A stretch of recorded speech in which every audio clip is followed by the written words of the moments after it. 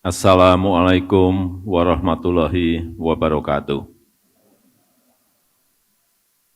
Selamat pagi, salam sejahtera bagi kita semuanya. Shalom, Om Swastiastu, Namo Buddhaya, salam kebajikan. Yang saya hormati Menteri PUPR, Menteri Sekretaris Kabinet, Gubernur DKI Jakarta, yang saya hormati Ketua Umum Dewan Pengurus Pusat Persatuan Perusahaan Real Estate Indonesia, DPP REI, beserta seluruh jajaran pengurus, Ketua Badan Pertimbangan Organisasi dan para senior REI yang hadir, Direktur Utama PT Bank Tabungan Negara Tbk, yang saya hormati para ketua dan jajaran pengurus DPD REI dari seluruh tanah air Indonesia, Bapak Ibu hadirin dan undangan yang berbahagia. Setiap mendengar kata REI yang ada di bayangan saya adalah masif, ekspansif.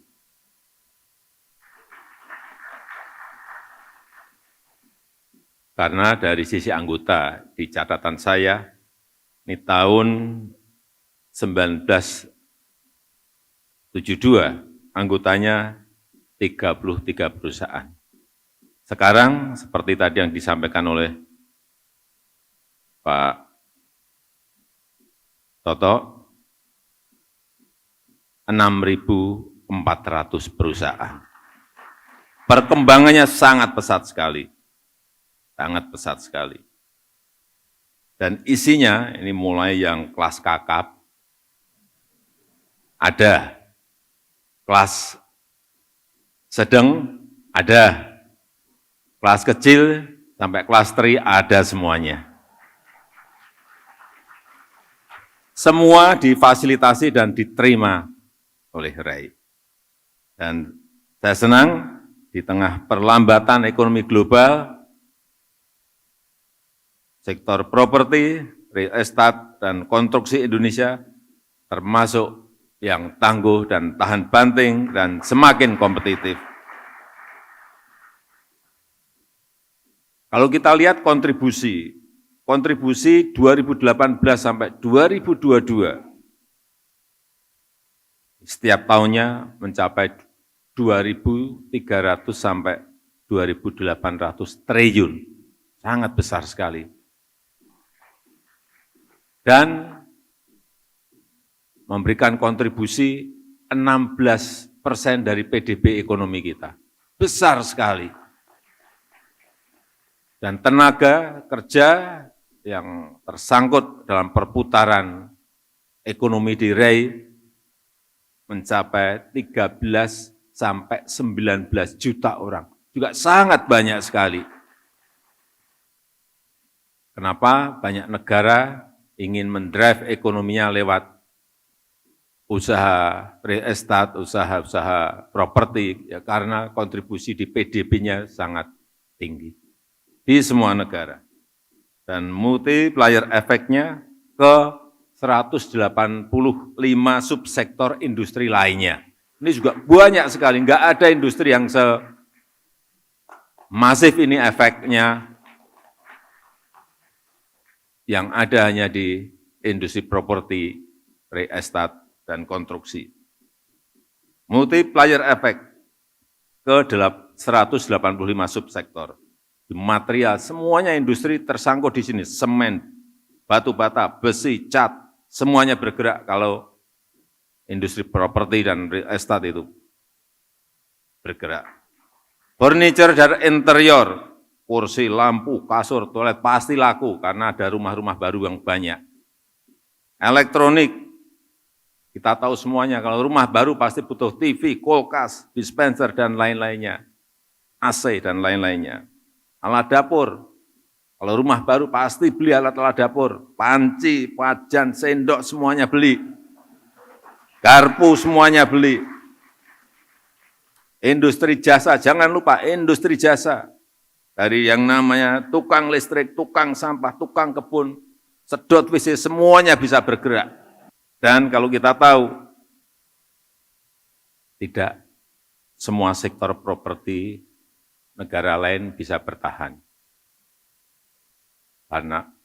Baik karena COVID maupun karena sisi ekonominya. Kita tahu di RRT ada perusahaan properti besar yang ambruk, yang hutangnya ngalahin APBN kita. Hutangnya sampai 4.400 triliun rupiah. Jangan ditepuk tangan nih. Hutangnya 4.400 triliun rupiah. Ada enggak di sini yang hutangnya sampai? Sekali lagi, hati-hati mengenai ini. Sehingga semuanya memang semuanya harus dikendalikan. Berapa backlog kita? Jangan hanya bangun, padahal backlog kita sudah enggak ada misalnya. Enggak bisa.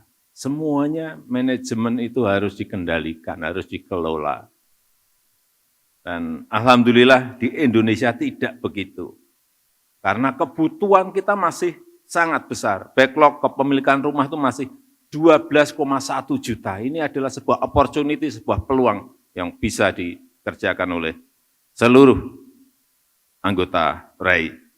Pertumbuhan KK baru mencapai 700 sampai 800 ribu KK per tahun. Jadi kalau nanti anggota RAI masih tambah, saya kira ya, karena kesempatannya masih banyak.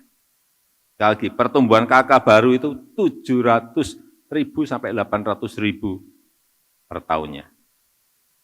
Dan yang paling penting, karena kinerja ekonomi kita juga baik.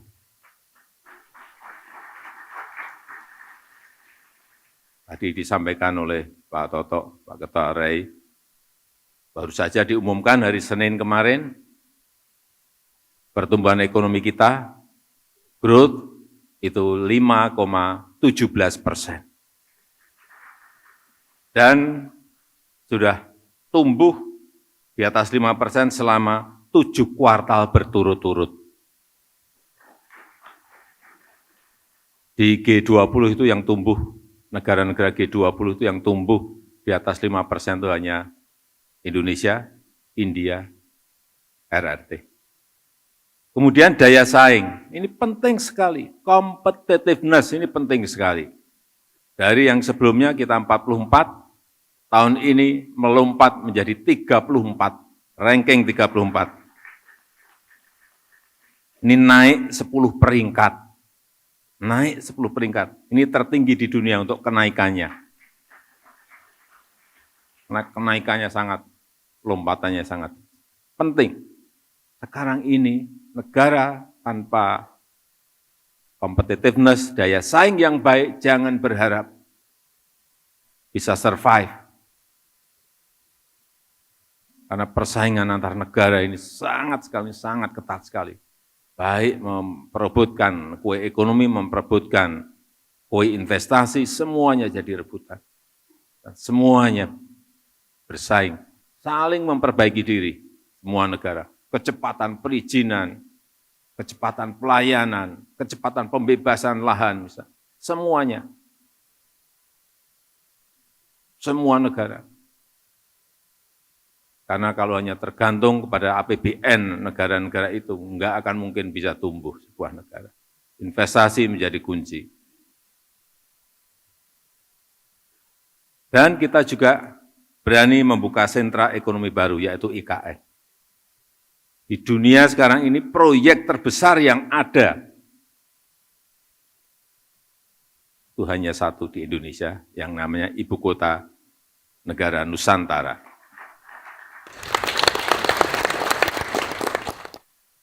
Dan nanti ada Pak Doni dari Otorita IKN per 27 Juli yang lalu, 34.000 hektar lahan sudah bisa dibeli. Dibeli loh, nggak ada gratisan di sana. Harganya berapa? Tanya ke Pak Kepala Otorita. Ini peluang. Ini peluang. Saya juga minta pada kesempatan yang baik ini, pada REI untuk terus memperkuat kolaborasi dengan pemerintah, bantu rakyat kecil untuk memiliki hunian sehat dan layak dengan program 1 juta rumah. Kemudian juga perhatikan dampak sosial dan lingkungan, ini penting. Jangan sampai setelah ada pembangunan sebuah kawasan perumahan, misalnya kampung di dekatnya air sumurnya kering, area kampungnya jadi banjir, tolong betul-betul dilihat hal-hal seperti ini. Sampahnya juga tolong disiapkan di kawasan-kawasan perumahan.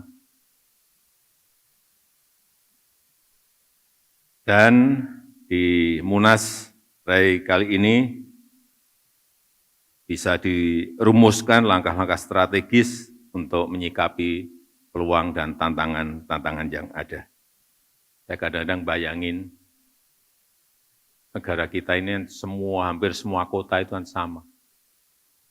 Nggak ada diferensiasinya. Kenapa tidak ada sebuah kota ini kota jagung, nah, segala fasilitasnya, ada kota ikan, ada kota mebel, ada kota golf. Ada di Amerika seperti itu ada.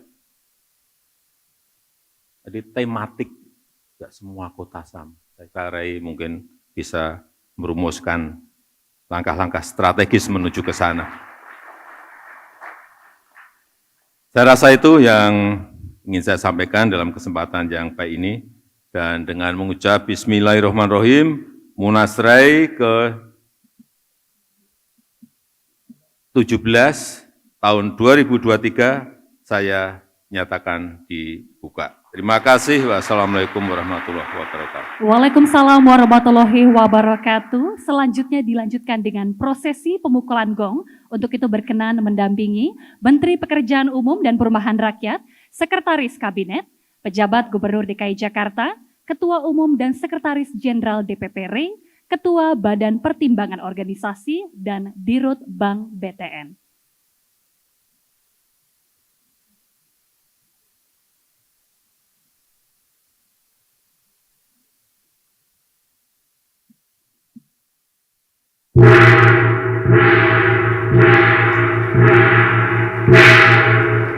Kita berikan tepuk tangan yang paling meriah dengan pemukulan gong tadi menandakan Musyawarah Nasional REI ke-17 tahun 2023 resmi dibuka.